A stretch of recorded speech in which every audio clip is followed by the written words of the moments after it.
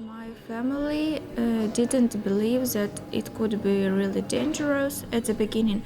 They thought, oh, come on, a few bombs at the only war object. It's not a problem for civil people, for normal people. Nobody really believed that Russian could attack citizens. That's happening right now.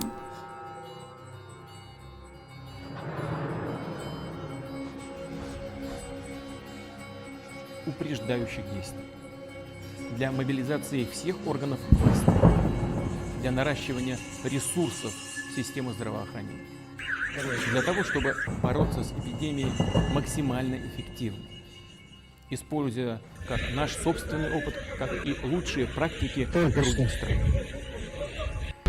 Что считаю принципиально важным? Нам в целом пока удается оградить от серьезной угрозы людей старших поколений. What is happening and how? How did we get to this point? How did it start? How does this man have so much power? These are the questions we all have. But do the answers really matter? In the end of the day, it's the people on the ground who get hurt and get affected. It's not this man in the high castle who we need to analyze. It's what's happening on the ground to the average citizens who are suffering.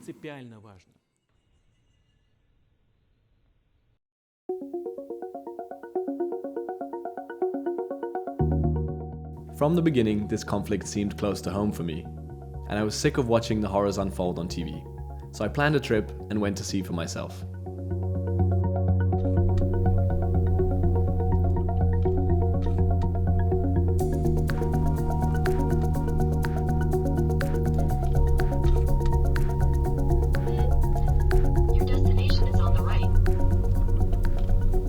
Today, sadly, I'm on the border with Hungary and Ukraine. Over 1.2 million refugees have crossed the borders of Western Ukraine into Europe, and this is growing every single day.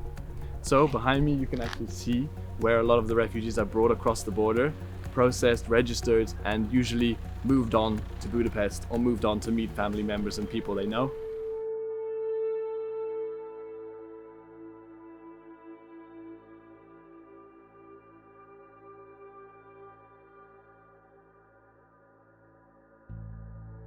I've been allowed here to film today, so I talked to a local journalist and he told me that most of the people coming across have friends or family in Europe or Western Europe.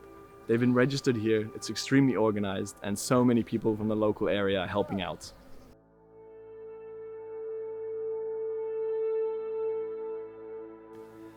There was a constant stream of refugees coming across the border every single day, all night and all day.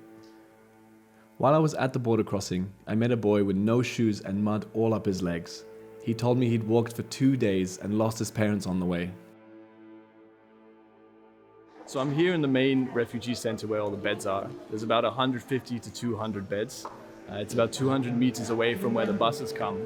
And then the buses filter the people through, and either they can stay here for 1 or 2 nights or they can keep going on into Europe or into Budapest. There are lots of mothers who are crying because of their son, because they are over 18, so they have to stay in Ukraine and they cannot come, so they are crying. And yesterday there was a girl, she is 16, and she came alone. And I asked them, where do you go? She said, I go to Budapest. And I asked why, and she told me, I don't know. So she don't even know where to go, how to go, to whom to go. She has no one.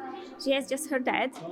And as her dad is between 18 and 60, he couldn't come to Hungary. So most of the people here are women and children.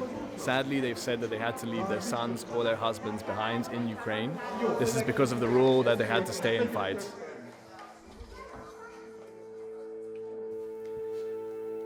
Sadly, by the time I'd finished editing this video, there was a massacre in Bucha. I made this video in order to tell the stories of these people and of these refugees on the ground in my own way. It's extremely important to communicate this information and for people to be able to go and volunteer. So make sure you subscribe to allow us to make more important stories on social and environmental issues and innovation from around the globe. That's Future Focus. See you next time.